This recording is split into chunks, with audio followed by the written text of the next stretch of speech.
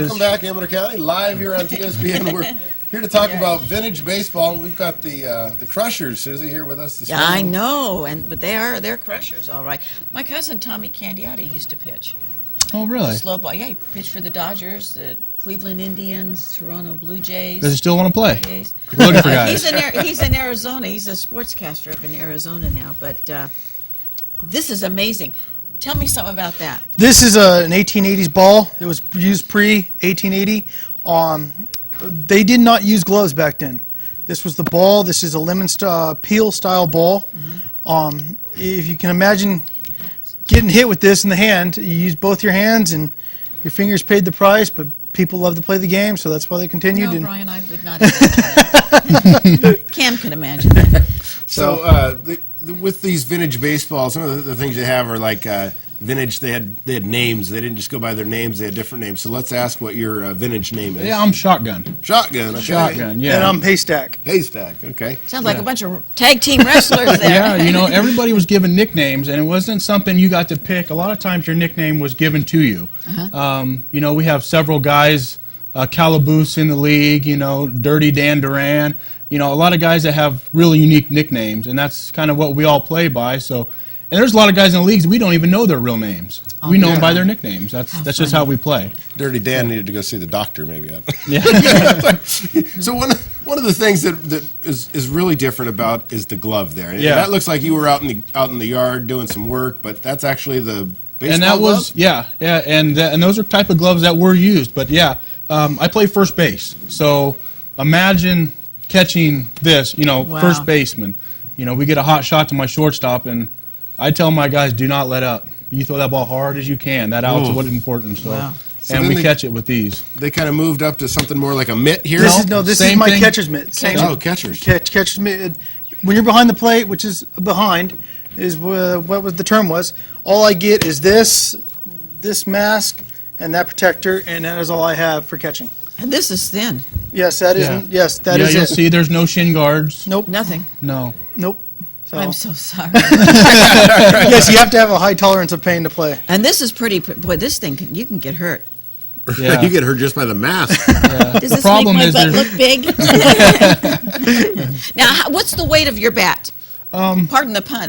This is not getting personal. I just. This is my personal bat. Matter of fact, it's been broke. That's but some hard wood. yeah, There we go. this is a 37-inch, 40-ounce bat. Wow. Way bigger, way heavier than any bat that's used in today's baseball. Matter of fact, Kevin Mitchell from the Giants actually held this bat, and he said, "How do you even swing that?" Wow. So quite actually, a bit. today, the guys today, they got it made with all the equipment and Well, technology, yes. with Yeah. the technology and Yes. stuff. And They're not putting any cork in these, I don't think. No. No, These these are are iron Yes. oak. Yeah. wow. So this bat here on the end here has a ball. Is that like? It's a kind of a counterweight is what it was designed for pretty much. And a lot of guys didn't really go all the way to the bottom of the bat where they held it. You got this blue mark right here. And a lot of times, a lot of guys will use that mark. That's where they come up. That's how high they'll choke up. Okay. Back then, it was more of a small ball game. The power hit didn't come around till pretty much the Babe Ruth era, till 1920s. And he started hitting home runs. And it was more of just, slap hit, lay down bunts, move runners the National League way. Right. So, 1920s is when you saw the power hit come around. Now, knowing the history that you do, there was no pine tar. There was none of that. No, tar was back then. Yes, tar. They used back then. They used everything, anything they could find. Yeah. What you would do is take a bottle cap and scratch the bat like this, and then put your tar in here. Or even they'd even do it up here to where you go out here and get a little more stickum. Yeah, I'll be darned. That's great.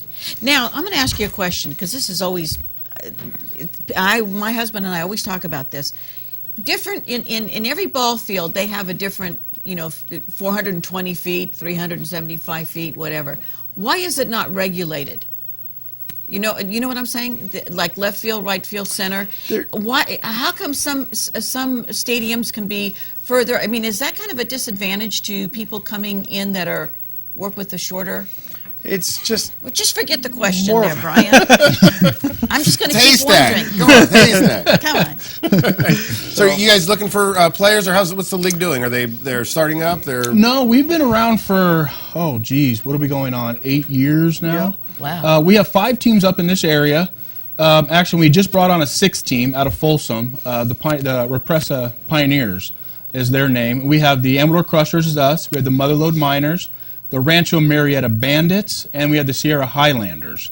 And we actually, back east, this game is huge. This league is huge back east. And so anyways, we're evolving out here now too. But what we're doing too is this dinner. This is kind of what we're here about. Yes, tell us about Yes. your dinner. It's going to Yeah. be held at on March the 9th Italian picnic grounds. at the Italian Picnic Grounds, and the doors open at 4, and dinner is at 5:15. Yes. And it's tri-tip chicken pasta. Good kid. Yes. I'll Yes. stay to that pasta. And it goes for the scholarship fundraiser, which you give one to each of the high schools. Right? Mm-hmm. I got a good name for another team, the Bayonne Bacalas. That'd be an Italian Okay. team. We're going to run to an ad break. We're right back. We'll catch more of the vintage baseball. Stay tuned.